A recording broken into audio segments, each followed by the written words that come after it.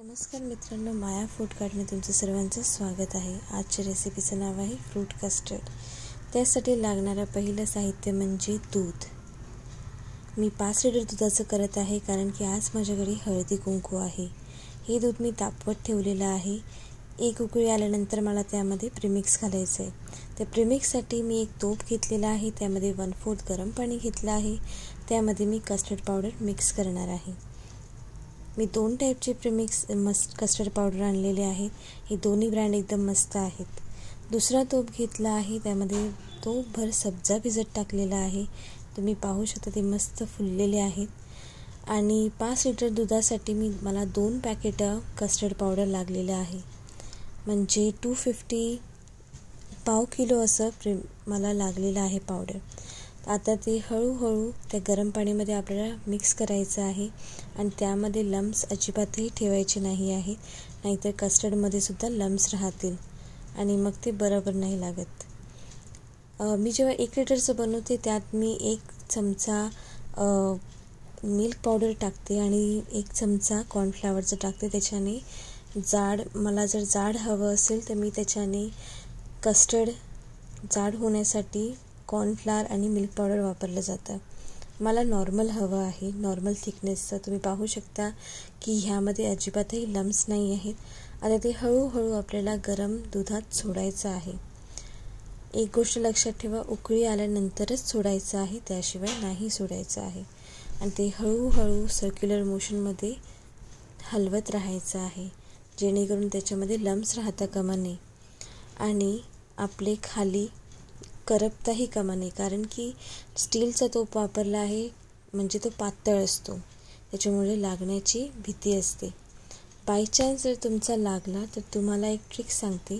ते म्हणजे ज्या इसेन्सचं तुम्ही कॉर्नफ्लॉवर आणलं असेल किंवा कस्टर्ड पावडर आणलं असेल ते इसेन्स घालून तुम्ही त्याची करपलेली टेस्ट घालवू शकता. त्यानंतर मी त्याच्यामध्ये साखर घातली आणि ढवळत राहिलेली जोपर्यंत त्याच्यामध्ये अजून एक उकळी येत नाही. कारण की कस्टर्डला पहिला त्यामध्ये शिजायला द्यायचं असतं. सो तुम्ही बघू शकता की माझं रेडी झालेलं आहे आणि मला थंड करायसाठी ठेवायचं आहे. सो मी 2 तोप घेतलेले आहेत आणि ते थंड लवकर होणार नाही. ज्यामध्ये एका तोपात मी माझे सब्जा घातलेलाच आहे, तुम्ही पाहू शकता. कारण की माझा सब्जा ऑलरेडी फुललेला.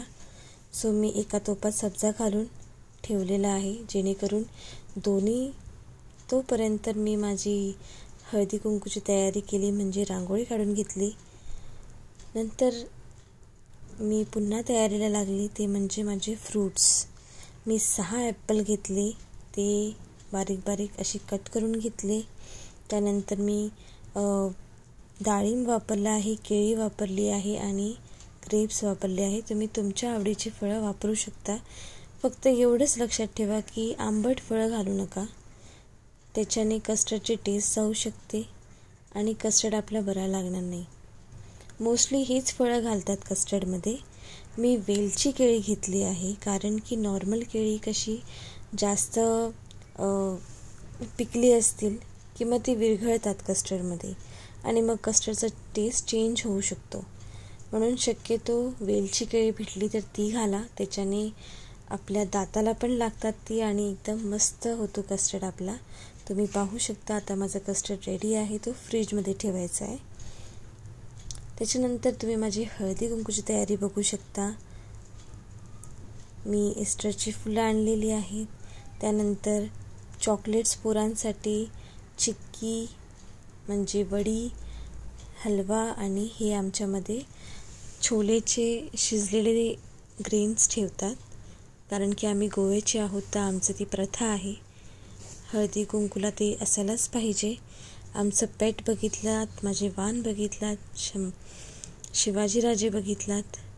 पहिलं वाण सासूबाईंना, नंतर माझ्या मुलीबरोबर फोटो, नंतर परिवारासह, नंतर माझ्या मैत्रिणींसोबत खूप धमाल मज्जा केली. त्यांनाही कस्टर्ड खूप जास्त आवडलं. तुम्हीही ट्राय करून पहा आणि नक्की कळवा. लाईक, शेअर आणि सबस्क्राईब नक्की करा. तुम्हालाही नक्कीच भरपूर आवडेल. Like, share, subscribe. थँक्यू.